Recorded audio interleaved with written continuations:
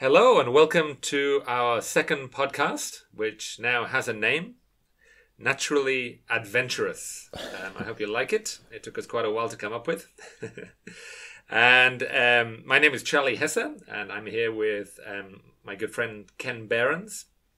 We're both professional birding guides, or at least we used to before COVID, and hopefully we will be again. In the good old days. In the good old days. It just seems so long ago. But here we are. Yeah, podcast 2. Hopefully with a bit better sound this time. I want to just mention a little project that we've been doing while we've been out of work. We've been doing some virtual tours, which many of you may have watched already. But if you haven't, please check them out. If you go to tropicalbirding.com/virtual-tours, then you should be able to find a whole array of virtual tours there. And you can see all photos and videos and all sorts of material on some really great places. So, yeah, please check them out. And I think Ken would like to add a few corrections from our last podcast. Yeah, not exactly a correction, but in the moment last week we couldn't remember the name of the two guys we traveled with in Tanzania. So the ranger who took us up into the Udzungwas was Isaac, and then the guy who drove us around the first part of the trip was Leon, or everyone in speaking Swahili called him Leons. Leons. So yeah, we would recommend both of them if anybody makes their way down there, and we could share the contact of Leons with anybody, because it's really hard to find people on the ground in that part of Tanzania. Yep. Thanks for that. I also wanted to add the name of the place, which I couldn't remember. It wasn't actually Abracadabra, but it was actually Abramalaga. Abramalaga. That's where I was looking for, the first place where I was looking for Royal St. Claudi's. And I mentioned a great wildlife conservation organization there, and I didn't give the name. That is actually ECOAN.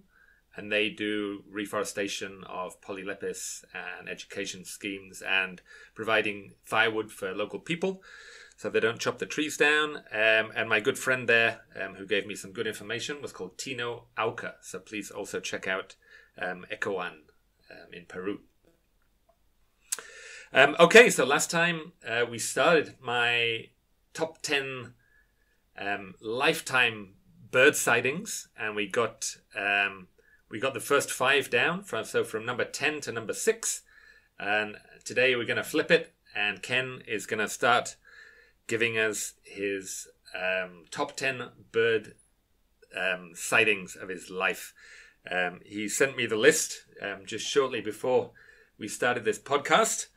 And just as I did to him, I was pretty gripped off by some of these. So I'm really looking forward to hearing some of these stories. One or two of them, at least one of them, I was with him. But yeah, I'm really looking forward to these stories. So we're gonna start with Ken Behrens' number 10 lifetime bird, which was white-crowned hornbill. Yeah, some of these are fairly long stories, so we'll see how far we get. But I'll try to keep it relatively short. Yeah, white-crowned hornbill. There's all these cool Sundaland hornbills. Sundaland is sort of peninsular Malaysia, Borneo, Java, and Sumatra. And it just, I don't know if you agree, but I just think it has some of the highest quality birds in the world. Relatively... Yep, they're pretty amazing. Yeah, small bird list, but just crazy bunch of pittas and probably the world's coolest hornbills. And so I think among these awesome hornbills, that white-crowned hornbill is my favorite. It's just really funky black and white color scheme and this big crest. And that's actually the currently our logo bird as well for our podcast. It might be replaced, but yeah, it's just this awesome weird hornbill. It's found in swamp forest. This was one of the birds I really wanted to see the first time I went to Borneo. And I suppose I should mention that I went to Borneo for my honeymoon. But the strange thing about this honeymoon is that I was alone. I remember now. I remember you telling me. Yeah. It was quite romantic, me and the hornbills. basically, what I find most amazing is that you have a wife that allowed that. yeah, she's quite tolerant to these things. There was. So what's the story? She was planning to go with you originally. No, it was a visa thing. Basically, I needed to leave the Okay. country, and then because of the wedding, I'd been around for a long time, so I needed to leave the country for a while. And as you probably know, like it's expensive to leave Madagascar. Anywhere you're going to go is quite expensive, and so I decided, as a traveling birder, that I would go somewhere cool that I'd never been before. It also sort of a recce for future tropical birding trips, and so I went to Borneo, Bali, Java. Yeah, that was my honeymoon. It was so I was doing things as cheaply as possible since this was on my own dime. Because And you're not made of money. I'm not made of money. It's a good Yorkshire gene in there somewhere. Yeah. I guess the number one most popular eco-tourist place in Malaysian Borneo is the Kinabatangan River. Every single tourist goes there. Thousands and thousands of people go there, and that's the main place where you see this white-crowned hornbill. But the trouble, from my perspective, it's really expensive. So I was looking for the cheapest possible way to get to the Kinabatangan River. And so I'd heard about this place sort of through the grapevine called Uncle Tan's. Oh, yes. It was kind of legendary and I think it was one of these things where it was the original one. And basically this place has received like no maintenance or TLC since it first sort of broke the ground of Kinabatangan tourism 20 to 25 years ago. It's just absolutely falling apart, but the good news is it's really, really cheap. So this is the place where like the skint German backpackers go and that sort of thing. And so So you won't be surprised to hear that I've also been there. And I guess there was no Uncle Tam when you were there, right? No, he was some kind of legendary figure. I'm not even sure who he was. So I met him. Oh, really? Yeah, I met him. So I went also trying to... this was a long time. This was when I was in Japan, so it would have been 15 to 20 years ago. And I was also doing the same thing, trying to find the cheapest possible way to do this area. And I heard about this Uncle Tan, and I went there, and I must say he wasn't in the best of health when I met him. He was sort of overweight, smoking, but he had that real aura about him. And the thing that I remember most of that trip was that I actually failed to see orangutan. So it took me many years to get back to Borneo and see the thing. But yeah, I did get to Uncle Tam's, and it was pretty basic. And, well, it didn't receive any maintenance after you were there, that's for sure. Man, orangutan is a whole nother story. If we do a mammal top 10, that might be mentioned again. We're going to do mammals. Yeah. Stay tuned. So, yeah, I joined one of these sort of package tours to Uncle Tan's. Man, what a place. What a hole. My defining memory of Uncle Tan's is actually walking along a sort of elevated boardwalk. Basically, this is a little camp in swamp, like absolutely mosquito-ridden swamp forest. And so the only way you can walk around is on these elevated like boardwalks. But they haven't been maintained for 30 years. And at some point, I literally fell through the boardwalk. I mean, the wood collapsed, and I like fell through to my chest among this like jumble of smashed wood. It was dramatic. With your lightning reflexes, you managed to catch yourself. I take it. And I don't think I caught myself. I think I just fell straight through like into the mud. Right. All right. And man, the sleeping setup at this place was basically it's mattresses on the ground. It's probably exactly the same as when you were there. You know, it's kind of communal. So there's like 4 people in a row on a little mattress with a mosquito net. There's no fans, and this place is just bloody hot. I mean, I think I spent 3 nights there and just barely slept the whole time because it was just virtually impossible to sleep. And the time when you got really tired was like middle of the afternoon. You want a siesta and you lie down and you just kind of wake up like in a pool of sweat because it's just so warm.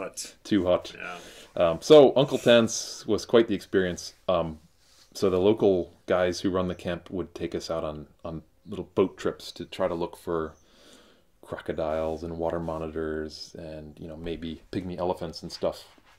They're really nice guys. They don't know a lot about nature. I was desperate to see this white-crowned hornbill. So one late morning, you had like an early morning boat ride, and one late morning they offered like a jungle walk, jungle trek or something. I thought, oh, this is my chance to see the hornbill. So, you know, it was like 20 backpackers and I, and then the local guide. And we started walking around in this swampy, mosquito-ridden patch of forest. And I was talking, the whole time I was sort of pointing out birds to these backpackers. And at some point... And the guides as well, probably. Yeah, they had no idea about birds. No. One of these backpackers actually spotted the white-crowned hornbill.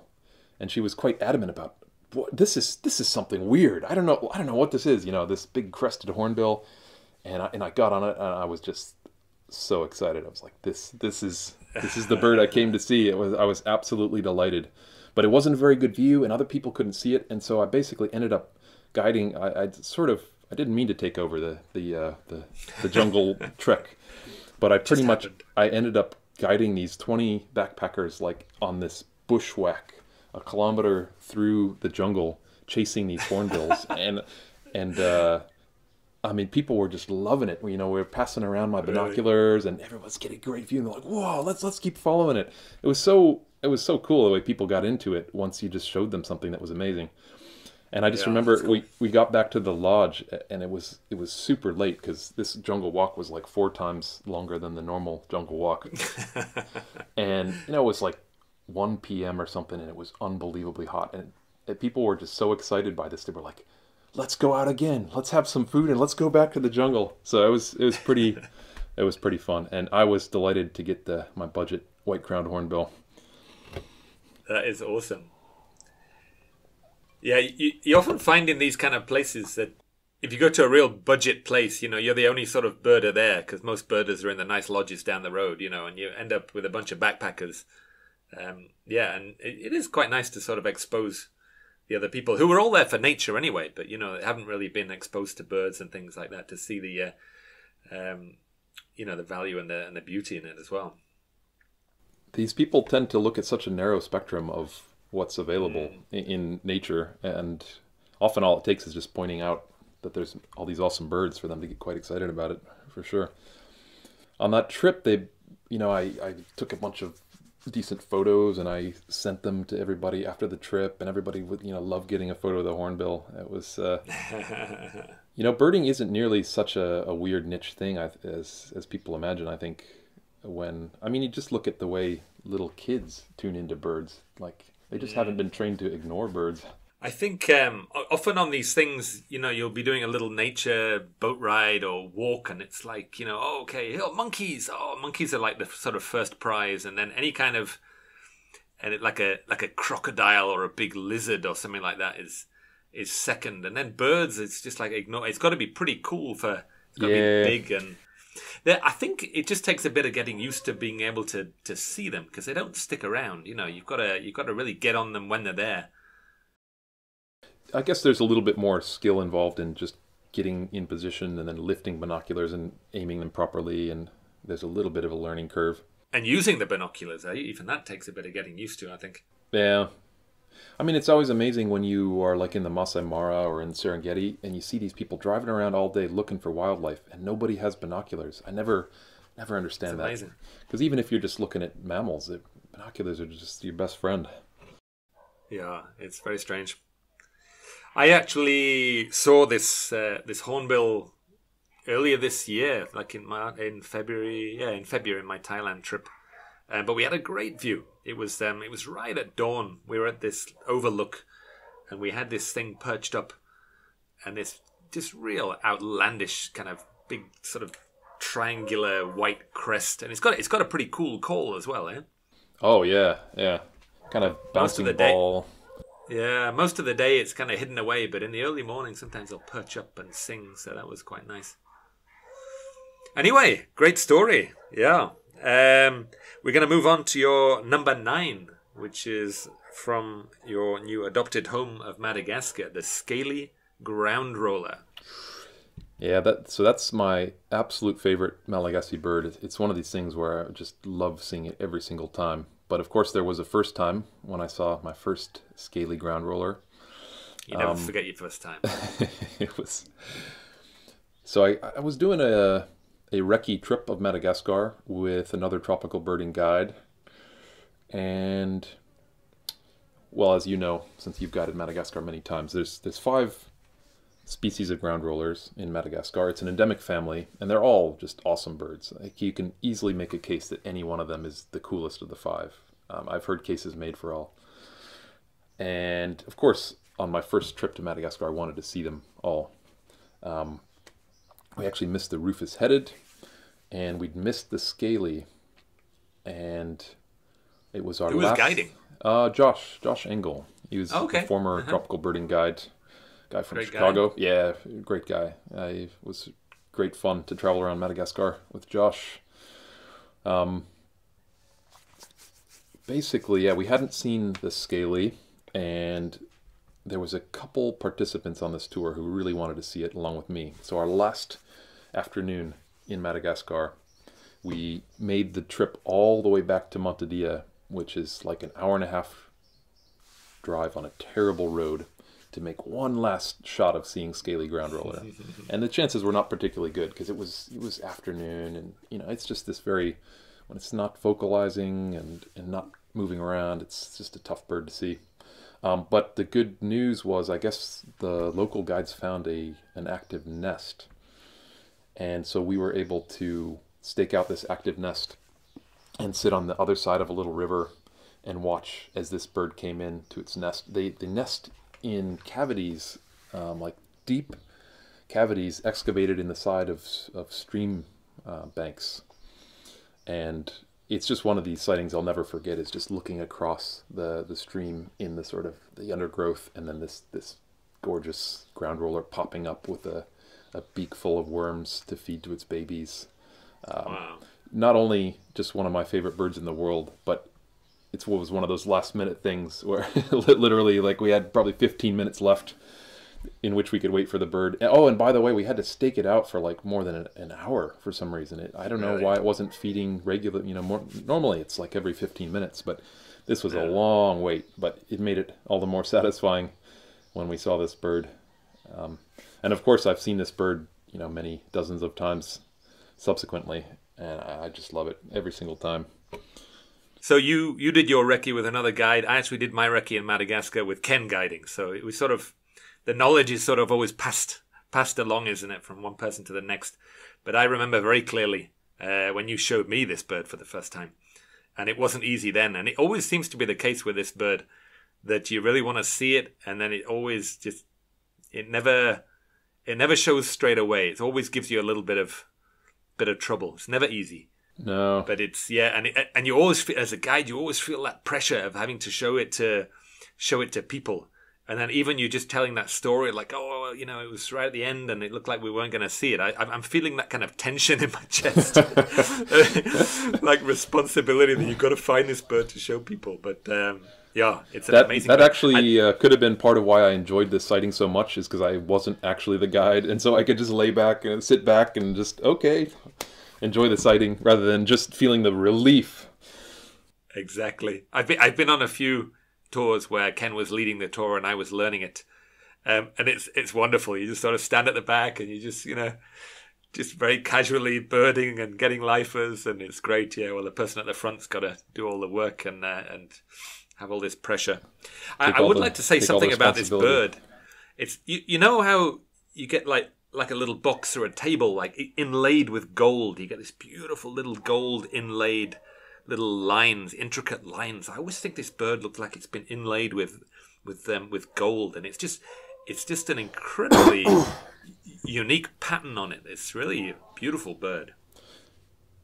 Yeah, I agree. It has just endlessly intricate detail. I mean, every time I see it, I just notice some little feature I'd never noticed before.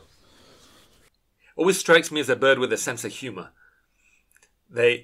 Sometimes they'll keep you going and keep you running around in circles, and other times they'll just sit there and they'll be like very close to you, and it's like they almost enjoy making you run around in circles. Oh man, I've run around in circles many times for that bird. Had some epic chases through the jungle. There's one more thing I want to mention about this place, and the local guide that we use now. There's a guy called Maurice, and he's a real character. But I just love the way that he says this bird name. Maybe you could give us a little impersonation of him, Ken. I can't remember him having a real distinctive accent with the Scaly. How does he say it? Scaly Grand Roller! Oh, Grand Roller. Everybody all. Please come quickly, slowly. Grand Roller. Or if He's amazing. if he's just talking to you or I sort of confidentially, he'll put his hand over his mouth and he'll say, Scaly, we're looking for this Scaly. He's wonderful. Maurice is he's such a character. He's worth going to Madagascar just to see this guy. He's that. I was going to say that at this point in Madagascar, in guiding in Madagascar, the thing I really enjoy most and look forward to is just seeing this cast of characters, which is all the local guides scattered around the island. Everyone is just so different and just, wow, what a bunch of characters. But this dude is one of my favorites. He used to wear all these little different Malagasy hats, like little straw hats in different shapes from different tribes. And the one he often wears, he looks like a little pixie. It's like these little pointy hat with these things coming out the side. You know, in Madagascar, there are these like semi-legendary people called the Vazimba, who are sort of like mini forest people, like dwarfs. And when he wears that hat, I always think he really looks like what a Vazimba should look like if there were Vazimbas. Definitely. Okay, great story. Let's move on to number 8. This is a bird that I've seen also many times. The Sharpbill. This is one that I'm not 100% why you've included it in the list listed. It is a cool bird, but of all the birds in the world, let me explain. Yeah, it's it's a bit like your Royal Synclodes, I think. Maybe it's just so much more about the experience than about the actual bird. You know, the bird is a thing that inspires you to go to some strange place that's way off the beaten path. That was certainly the case here. So yeah, I spent maybe 7 months in Bolivia, and at some point, my friend Pete and I decided he'd got some information about this outlying ridge where you could see a bunch of cool birds, including the Sharpbill. For a little background information, there's a whole bunch of birds that are basically only on these sort of outlying ridge lines, and especially on the east side of the Andes. And it's quite a tough habitat to access for whatever reason. I don't know if you've been in this habitat much, Charlie, but I have, yeah, and it's weird that it would host such a distinct set of birds. You know, just the fact that it's a ridge, but it really has some interesting stuff. Yeah, just a low-lying, like the last ridge before you get to the Amazon. You know, often around 800 meters high. There's quite a remarkable assemblage of birds there, and it's so. I've been to South America several times. I spent many months in different places. And this is one of these things, I just kept seeing it in the field guide, and it just looked so cool and different and distinct. And those are the birds that really excite me. It's not just a slightly different version of something else, but something that's just totally its own thing. So the Sharpbill, I think now, well, it depends on your taxonomy. I think some people now lump it in this weird family with royal flycatcher and some other flycatcher. So it's in any case, it's a real taxonomic enigma, and it's just totally unlike any other bird. It's this little sharp-beaked bird with this kind of scaly pattern underneath. But basically, we'd heard about this place where we could access an outlying ridge where we could maybe see Sharpbill. And we spent days getting to this place. Because you know how travel in Bolivia is. It's just very rough roads and very unpredictable sort of bus schedules. I remember on our way down the Andes, because we were in La Paz and we had to make our way down to the lowlands. At some point, we were just barreling down a road that was basically one lane in a big bus at full speed. Is this the road of death? It wasn't actually the quote death road, but it was the same idea. So we were going around a curve, and another bus was coming up that road at exactly the same moment, and we basically both drivers just slammed on the brakes. And I just remember these buses skidding to a halt, and literally they were almost touching. I mean, it was a couple of centimeters between them, and I was near the front of the bus, and I just remember the image of like the white faces of the whole array of people in the front of the other bus that were like 2 feet in front of us. It was a close call. I mean, we almost had this just massive head-on collision, and probably one would have like fallen off the edge of this road. And this kind of thing terrifying. is like an every few days sort of occurrence in Bolivia, and just something people live with. I think they had this road. I can't remember where it went down to, but down from La Paz, and it was called the Road of Death. And I think on average, every 2 weeks, a bus went off the edge, just actually drove off the edge of this cliff, and people would be sort of standing in the open windows, ready to jump out before this bus. Like, I actually had a friend that went over, and the bus rolled, and it rolled into a tree. And it was the only tree around on that slope, and the tree actually stopped them from falling down, hundreds of meters down. And I mean, it's just a terrifying place. They actually do T-shirts saying "I've survived the road of death in Bolivia." It's closed now, I think, to vehicle traffic, and there's a new road that's better engineered, and it's a big like a backpacker attraction these days. When I was there, it was just the road. I remember you could look down the valleys and just see them just littered with the carcasses of buses and 4x4s. And so this was just getting down to the lowlands. This was just the beginning of the journey. I think it took probably at least 3 full days of travel to get down to get close to this ridgeline. And we ended up sort of backpacking in something like 15 kilometers on a jungle track to get to this ridgeline. And there was a sort of abandoned ranger station up there where we were able to camp with a bit of shelter. Brought all of our food for a week or something, and just started birding. This isn't the Great Boiled Egg Experiment, is it? Oh, this was the Great Boiled Egg Experiment. I didn't even remember telling you about that. So we had you did.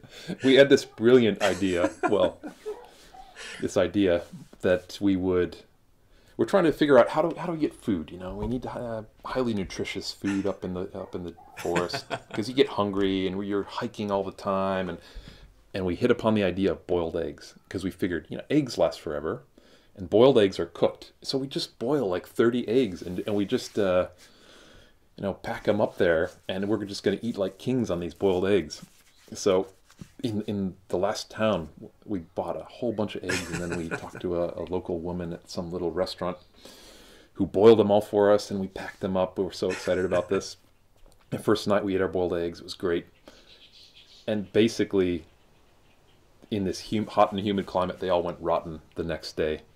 Because I guess once an egg is boiled, its sort of structural integrity is compromised, and the bacteria can just penetrate it. And, oh man, it was heartbreaking. So typical of these adventures, I'm sure you were always in this situation. We did not have a lot to eat for our week up in these hills.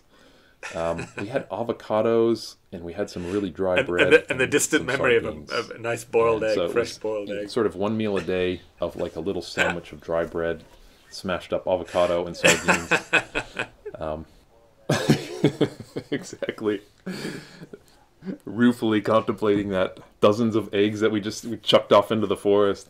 So, of course, we just birded like mad for a whole week up there, and it was just paradise. After days and days of traveling through little Bolivian towns, and just everything's destroyed, there's no forest anywhere, and just to finally get up into the forest, you just always have this sense of like you're in paradise. And we were amazingly free as well. We hadn't sort of gotten any permits or paid any entry fees or anything. We wouldn't have known where to do that if we wanted to. I remember at some point a ranger actually passed, though, from the national park, amazingly. And he sort of told us, you shouldn't be here. And we gave him some dry bread and some sardines and just chatted to him. And finally he just said, okay, good luck. And off he went. Bolivians are pretty chilled in general, I mean. Pretty chilled. Yeah, not real big on rules. No. So we did see the Sharpbill pretty quickly. It turned out to be pretty common there, right around our little abandoned ranger bungalow. So I was just seeing Sharpbills every day, along with lots of other wonderful stuff. That was great. This bird that had just been, staring at me from the field guide for years. It's often the last bird on the page as well. It's like a pager, and it's not just in one book. It's like spread all from Central America, all through South America. But it's a kind of a bird that you always struggle to find. So it's often like the last bird on the page that you want to see. Definitely. And I think these kind of birds, I always have a sense that they're like a portal to some really cool place. Because if I haven't seen this bird, then it must be in some kind of weird corner of the world or some kind of habitat that I haven't been to yet. And that certainly was the case with this outlying ridgeline. It was a delightful place. Oh, so I almost forgot the sort of end of the story. Mm-hmm. I guess I was filtering my water. I had a little water filter. My friend Pete was just drinking right out of the streams. This was remote wilderness, you know. All right. And at some point, I decided, it's fine. I'm just going to drink out of the stream. And a day or two later, I woke up in the middle of the night lying in this abandoned hut, just half hallucinating.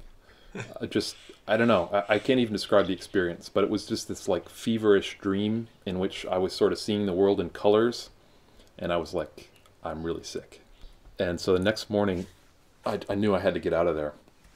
But the thing is, at this point, we were, it had taken us 3 or 4 days from La Paz to get down there. So, and the prospect of doing that in my condition was not great. But what are you going to do? At least, okay, we'll get back to the next town. And this day, we had the most remarkable run of luck I've ever had in South America backpacking travel. Wow. We 4 different conveyances all connected within minutes. And we ended up in a small town, and there just happened to be a domestic flight that was going to La Paz in like 30 minutes. Wow. And the tickets were really cheap, and we actually found ourselves back in La Paz by that afternoon. And it was funny. The journey was so easy compared to what I was expecting that I thought, I'm fine. That's not the normal run of events in Bolivia. Normally everything just goes to shit. It truly seemed like a miracle. It was unbelievable. 7 months in Bolivia, and this was the only time this happened. I felt so good getting up in La Paz. It's nice and cool, and you're up in the mountains. I felt so refreshed. I thought, maybe I'm okay. So we sort of went out and got pizza that afternoon, and then I basically just went to bed for like 20 hours. I didn't go to a doctor, and I sort of laid in bed for a couple days. Oh, by the way, I had pretty severe gastrointestinal distress. Oh, yeah. Finally, I decided I should go to a doctor, and it ended up I had amoebic dysentery. Really? And that's pretty easily sorted out with some medication. And so I was fine in another sort of week or 10 days. But I guess I paid for the Sharpbill. Wow. That's a great story. Have you had amoebic dysentery? I've had giardia, which was also not much fun.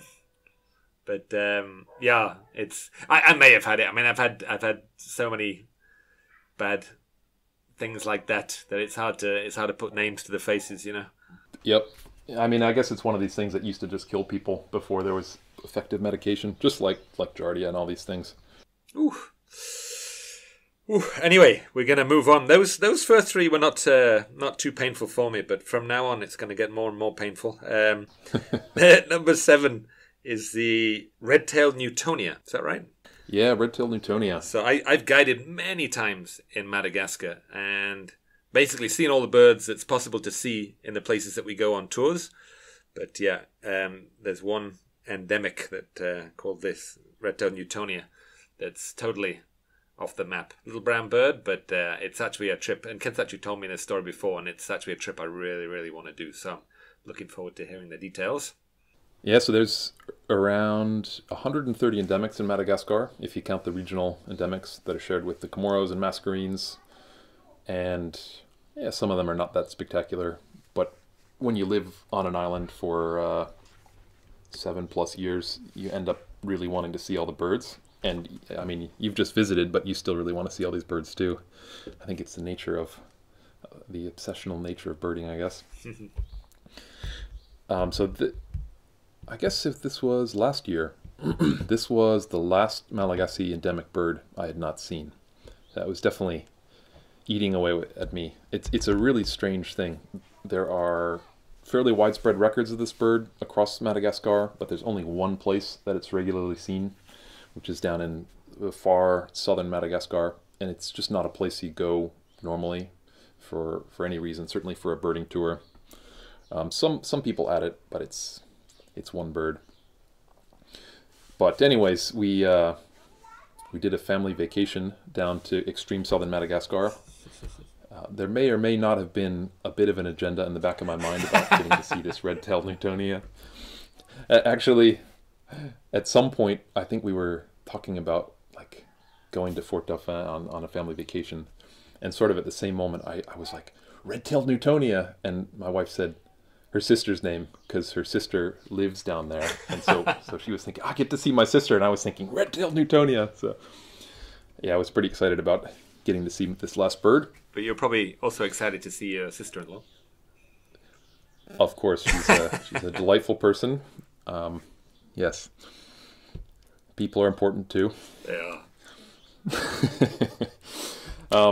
I often find myself talking about the virtues of going to a place. If there's a place I want to go and see a bird, I will also point out the non-birding highlights of that location just to sort of forward the sell. Yeah. No, they've got great architecture there and really nice museum, and yeah, just so happens there's a bird nearby I want to see. The cuisine is just renowned, and I think there's cooking classes. I like cooking classes too, but me too. Not as much as red-tailed Newtonias.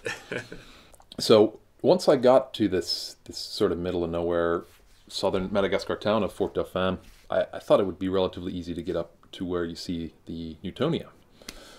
That turned out not to be the case. With the help of my wife, we sort of spent days, actually maybe 10 days, searching for a way to get up there for transportation. We didn't have our own car or anything, so we had to hire a car to get up there. And basically, people weren't available, and then the few people we got a hold of were not willing to go there, and it was getting strange. I was trying to understand why nobody wanted to go up this road. It's only about probably 50 kilometers away, sort of up a ridge, up a mountain. And at some point, I tried to rent a motorcycle to drive there myself. But then I talked to the owner of the motorcycles, and he basically said that road is in really bad shape, and unless you're a really experienced rider, you shouldn't do this yourself. And that was extremely good advice. I mean, that could have been life-saving advice. So after more than a week of trying to negotiate transport up to this site, we finally hit upon the idea of hiring a guy with a motorcycle who lives on the other side of that ridge, because people regularly do this road. The people in town didn't want to go up there because the road was terrible, but this guy would be willing to do it. And so planned this out and asked him to come at like 4 in the morning. He showed up. I loaded up my backpack with what I needed for a day of birding, and off we went. The badness of the road had not been exaggerated. If anything, people just hadn't even come close. I mean, I think it was the worst road I've ever seen anywhere in the world. I think a Westerner's definition of a bad road and a Malagasy's definition of a bad road are pretty worlds apart. Exactly. Like people who haven't traveled widely in undeveloped countries just won't even have a sense for what a truly bad road is, what it really entails. It's sort of a raised road, which theoretically would be a good thing, but then the middle part of it was essentially hollowed out by extensive use, and then it had filled with water. So the road was essentially just this swamp that just ran for 10 kilometers or more of the total distance. It's just this sort of self-contained swamp. So the only way to navigate was essentially to like go along the side on these tiny little slippery, muddy paths. And then from time to time you had to cross the swamp because one of the paths would give way for some reason. It's hard to describe, but basically I theoretically was riding on the back of this motorcycle in reality, I walked probably half of the way because the road was so bad that there was just no way. It was unsafe to have a passenger, and so the driver would just sort of wrangle this thing through the mud, and I would walk behind and going through the mud. At some point, there was the worst point in the road. It was this mud hole. It was like 2 feet deep of this like sludge mud, and the only way forward was through this mud hole. And so he and I just wrestled the motorbike. This is a pretty heavy motorbike, It wasn't easy to wrangle it through these things. He and I, we were both just yanking on this bike with all of our force, and we barely managed to get it through this mud hole. It was just exhausting. And you can imagine, after you do something like that, you're covered head to toe with mud. At some point, we stopped in a little village, and I must have been quite the spectacle. This foreigner, just absolutely filthy, covered in mud, and they must have just thought, "What is he doing here?" How would you even explain? So it ended up taking 4 hours to get to the forest site that has red-tailed Newtonia. Just absolutely crushing, physically crushing journey. With the prospect. There were people there. There was park staff there, or what? No. There's absolutely no one, which is how I like it. It's just the middle of nowhere, just a road that basically goes through a little bit of forest. So I got there. It'd taken at least 4 hours to get there, and we're facing the prospect of having to go back as well. There's nowhere to sleep. I didn't have camping gear. So I felt pressure to find this Newtonia as quickly as I could. And of course, there's no certainty you're going to find these things, although I'd heard it's pretty common once you get up there. So I was sort of starting to bushwhack around and look around and bird the way you do. And I guess I went through a patch of leeches, of terrestrial leeches, which they're normally not much of an issue in Madagascar. So I hit the worst patch of leeches I've ever hit in Madagascar. Wow. And at the same moment, I realized that like 30 leeches were starting to gnaw away at my legs as I heard the red-tailed Newtonia. So this was an easy choice. You've got to put that out of your head. Exactly. Pain is only in your head. Go for the Newtonia. I sprinted towards this Newtonia, and I called it in, and it popped up, and I got a great view. And as soon as I'd had a good view, I just tore off my pants, tore off my boots, tore off my socks. There's just blood everywhere. It's basically this melange of blood and mud. It was a mess. After that, I did a bit of birding, got some good views, actually got some decent pictures of the Newtonia, which was good, working on a field guide of Madagascar birds. Actually found a little stream and got to wash up a bit, felt almost human again, had some cheese and bread. And then we had to do the 4-hour plus trip back through that worst road I've ever seen. Was it any easier going back? No. It usually is, right? When you're a terrible road, psychologically, like when you know how long it is. But it was just as bad on the way back. And I think the problem was we had this weird mechanical problem. The chain on the motorbike basically had just been bathed in abrasive mud all day. And then it had started to wear the teeth off the sort of the gear. Right. And at some point that gear just broke. And we were a little over halfway back as we were faced with the prospect of just being stuck there for the night. And in one of these ingenious Malagasy repairs, they managed to get the motorcycle going again, and we got back just before dark. It's quite a day. Most developed countries, they'd have to send for a part, and you come back. In Madagascar, they just fix stuff. Macaplan. Yep. Yeah. Yeah, it's something I love about Madagascar. It's impressive. Just kind of a and you know what else it was they do that is in Bolivia. They're just amazing at fixing stuff. I had a motorbike repaired, and the things that were used to repair it were a Coca-Cola can and a machete. I think maybe one of the pedals fell off, or maybe the gears fell. Anyway, he sort of tore this little Coke can apart and hacked it with his machete and rolled it up and spun it around, and he just made this part that was missing from the bike. It's absolutely amazing. It's something that's largely been lost in developed countries. Yeah. So yeah, it's a great story. Yeah, I hope you've kept the guy's phone number, because I really want to do this as well. I think at certain times the road is a lot better. I just had bad luck in that it was especially awful. It was just really wet. But I am pretty amped to do that. It sounds. Some people might not think being eaten alive by leeches and traveling along the worst road of your life sounds like fun, but to me it does. It's a beautiful place too. I mean, it's beautiful, beautiful forest, just loaded with your typical suite of Malagasy endemic birds, and there's a few lemurs even. It's great. Sounds awesome. Highly recommended.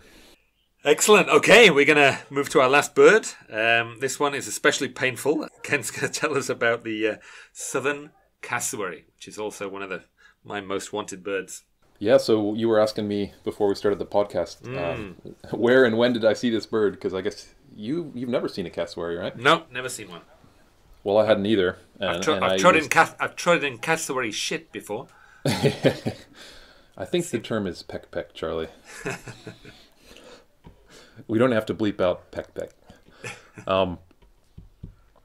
So this was actually, it was just after the trip that we did together last year in August, I guess. I decided to tack on a few extra days. I'd heard about this place called the Transfly. There's this big bulge of the island of New Guinea in the south that has sort of savanna and monsoon forest environments. It's much more like Australia than the rest of New Guinea, which is very forested. And I've never been to Australia, so just about every bird in this place is new for me. And I've never seen a cassowary. You can occasionally get lucky with them in other sort of forested places in New Guinea, but I've never gotten lucky with it. It's just extremely wary. The level of hunting in New Guinea is crazy, and cassowary is obviously like the prime thing to hunt. And so they're just very, very hard to see. Yeah, you see the peck everywhere, and you see tracks, and the tracks always made me want to see it more. It has the track of a dinosaur. It's just, how long is a cassowary track? Like 7 inches or something? It's this huge track with a huge claw on it, and it just looks like this primitive beast.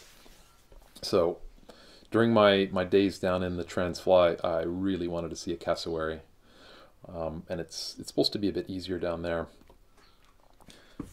I guess it was sort of the typical story in that you get to a town somewhere and there's all this wonderful habitat around, but it's hard to get to it. But after a bit of arranging things and negotiating transport and everything, I made a plan to go to this place that's in the middle of nowhere, which, when you talk about the middle of nowhere in Papua, that's really the middle of nowhere. This site right out near the border with Papua New Guinea. So this is West Papua, which is part of Indonesia. So it was one of these sort of full days of travel to get out there.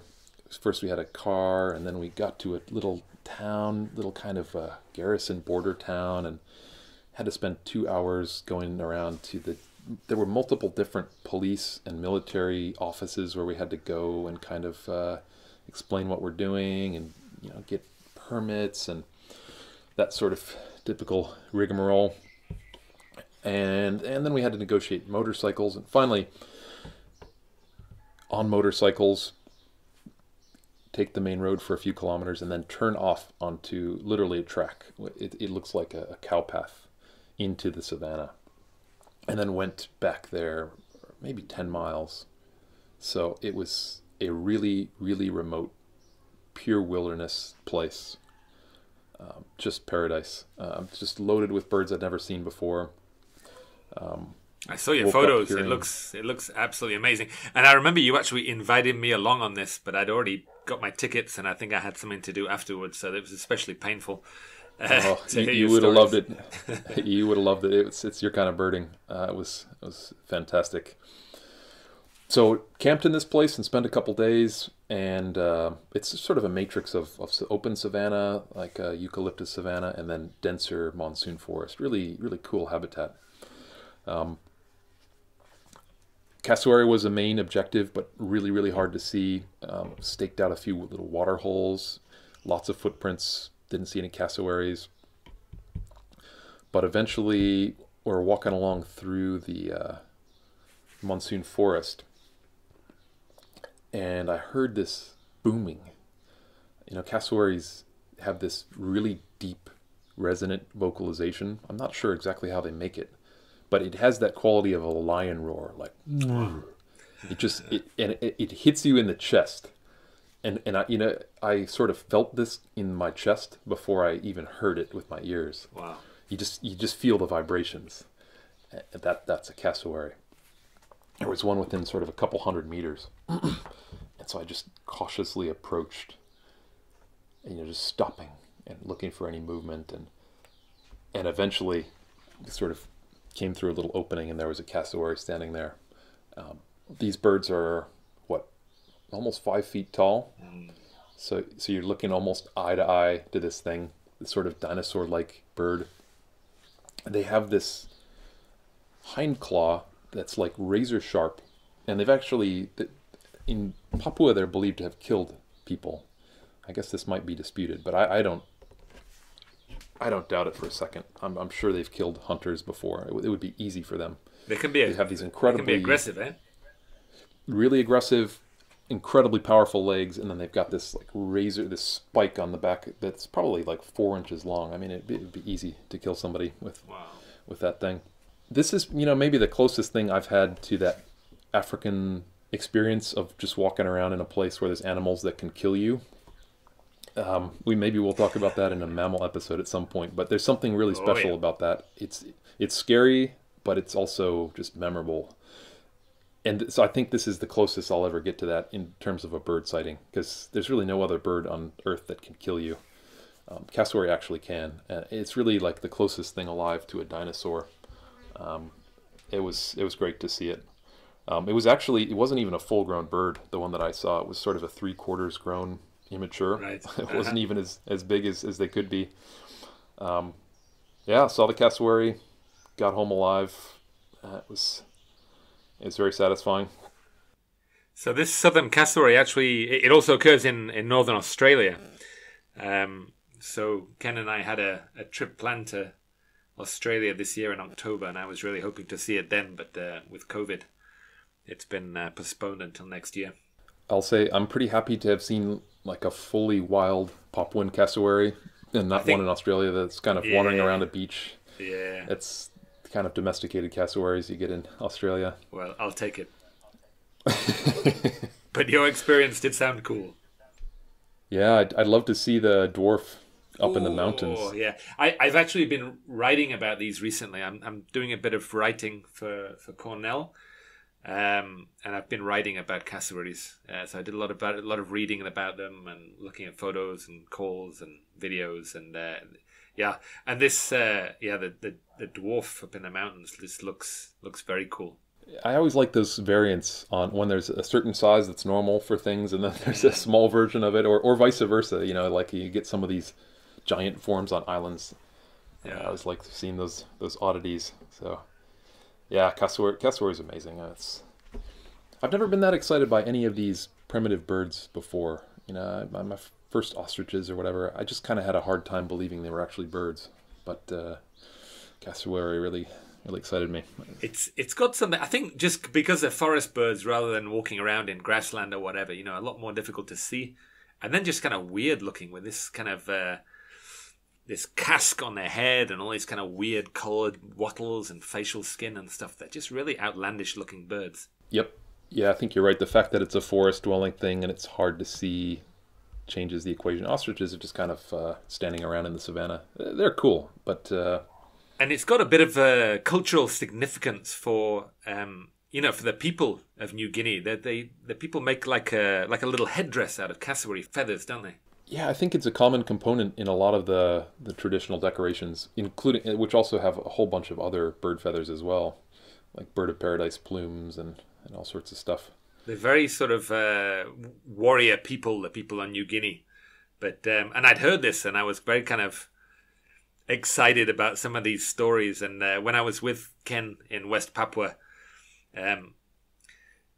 last year, I finally saw my a bit of this aggression. There was a local guy that wasn't very happy with these Western bird watchers sort of birding near his place, and he was shouting at us and sort of shaking a machete at us and whatever. And he had this cassowary headdress on, and it just made him look really sort of fearsome.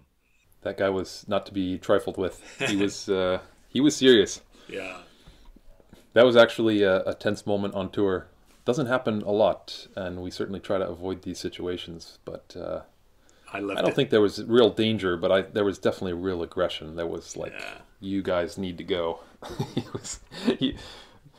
Other people were a bit afraid or whatever, and you were just loving it. I was loving it. That's probably in your top 10 from that trip. Was aggressive local landowner in the Baliam Valley. It was great. I just heard about all these aggressive, warlike people, and just to actually see it with my own eyes was just amazing. Yeah, Papua is quite a place. I really need to spend more time there. It's just so much to see. I cannot wait to go back. I should have been there. What are we now? We're end of July. I think I would have been there right now if it wasn't for COVID. I was down to guide the West Papua tour this year. So, I've got to wait another year to get back there. And maybe I'll also get my cassowary. But anyway. Australia, we should see that. We could see it. Yeah, we'll see it in Australia too. Yeah, we got through the bottom 5 of my top 10. Yeah. I think we'll save the rest from number 5 to number 1 for a future podcast. But yeah, there's some great stories there. Thanks for sharing. Yeah, it's been a pleasure. Thanks to everybody for listening, and I'll look forward to you. I guess our next episode will be your top 5. So should be some great stuff. There should be some more good stories there. So I think we'll leave it there today. Any last messages? Nope. Okay. Well, thanks for listening. Again, don't forget to check out our virtual tours on YouTube.